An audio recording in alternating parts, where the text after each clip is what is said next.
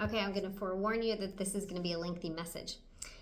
I have, despite all the sleepless nights and disrupted sleep I've been having of late, I have been getting some interesting messages that after last night's dreamscape situation, I'm able to start putting some of this stuff together. So I don't typically broadcast any of my dreams. I don't know if I've ever told you all about them, but I do have premonition dreams. I have since I was as old as I can remember. So, seeing that people were going to pass away and then that morning finding out they did or whatever it might be. I saw the LA fires 2 to 3 nights before it happened, but I had no idea where it was or what was happening. So I've always had premonition dreams. Lately, it went from probably the dreams last year where I was constantly in a space of walking, so journeying, of course, and I would be walking in nature. Like one setting was similar to the Grand Canyon, and walking a trail like up on along a ledge, and all the guardrails just start falling off and into the canyon. It was happening in cityscapes. I'd be walking along the outside of a building and guardrails would fall off. And so that was a lot of the dream energy for me last year. And I would also have these extreme situations of like a plane going down and people being like, we don't know what to do. The pilot's not responsive, or there's something wrong with him. And then, okay, we're going to take the wheel and we're going to land this puppy, and so just weird stuff like that.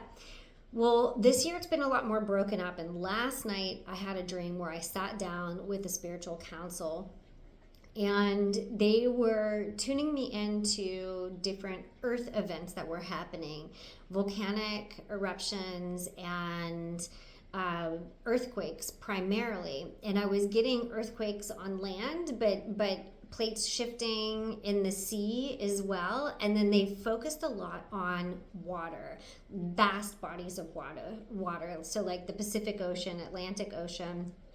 And I started to see, as the water was moving, the concept of currents. And so I think that there's like strong Atlantic currents that move in a particular direction.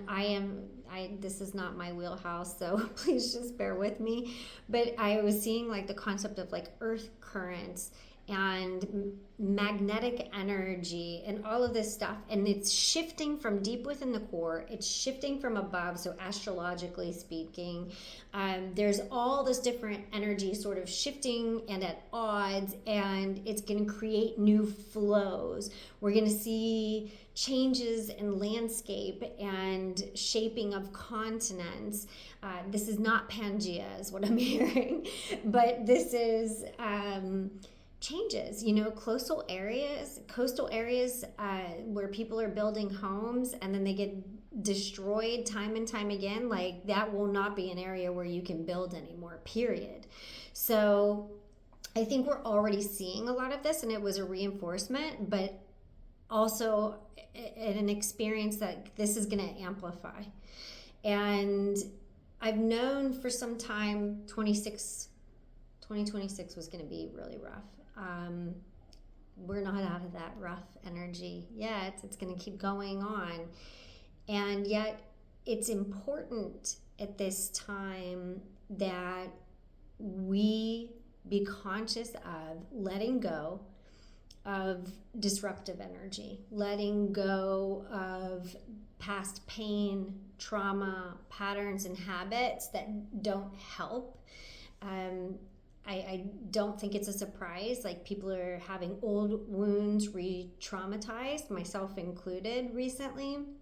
And it's like, okay, well, you're here to deal with this now and get it, all the layers of it out so that you can move forward in a way where this is no longer weighing you down or having any sort of influence on your energy. So being open to different forms of the healing processes, really prioritizing that work right now is vital.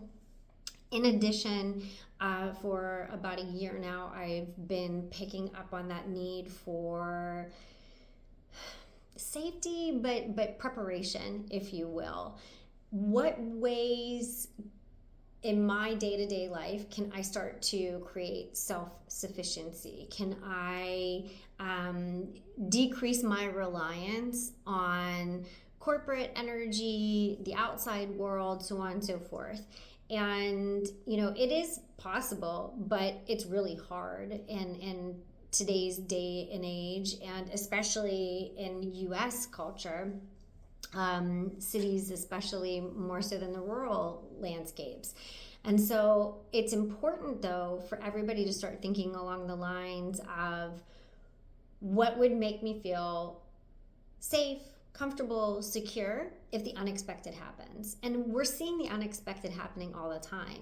The massive hurricanes like Helene, living through snowpocalypse back in Austin of several days without electricity. And then within a few hours of getting electricity back, we lost water for several more days. And we were not really prepared for that. I just saw the signs of the water coming, started filling up every pot that I could. I filled up a bathtub. It was just, you got to do what you got to do to make sure that you can have clean water to drink and be able to make food for your family. So self-sufficiency has become really big in my household, and primarily just for me.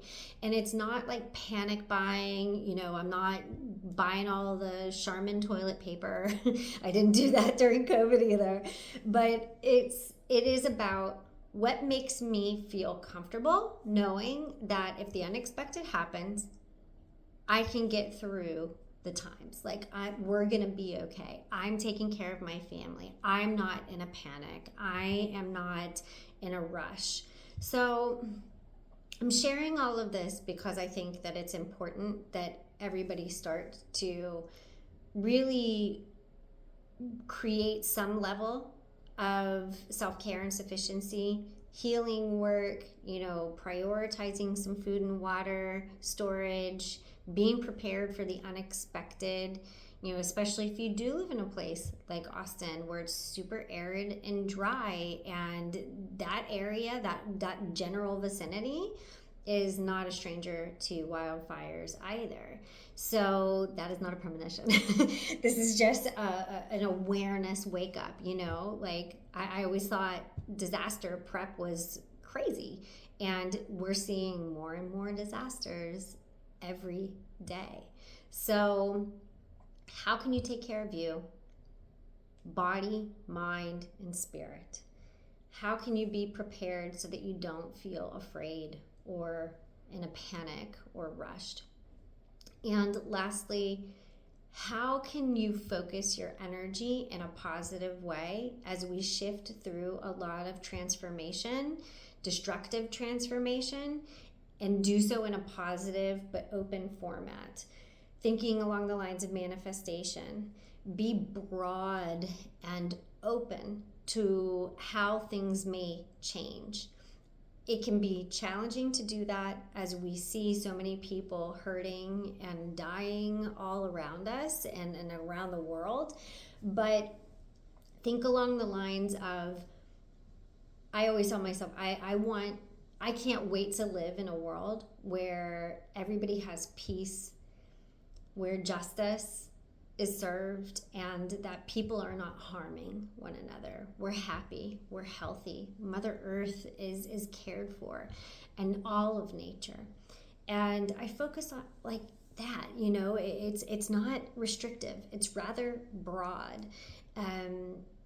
It is about the good stuff and not the bad. And so think along those lines of how you can openly and positively join me in manifesting a world that we all deserve to live in, and where we're connected and unified and kind and just taking care of each other. So a lot of food for thought.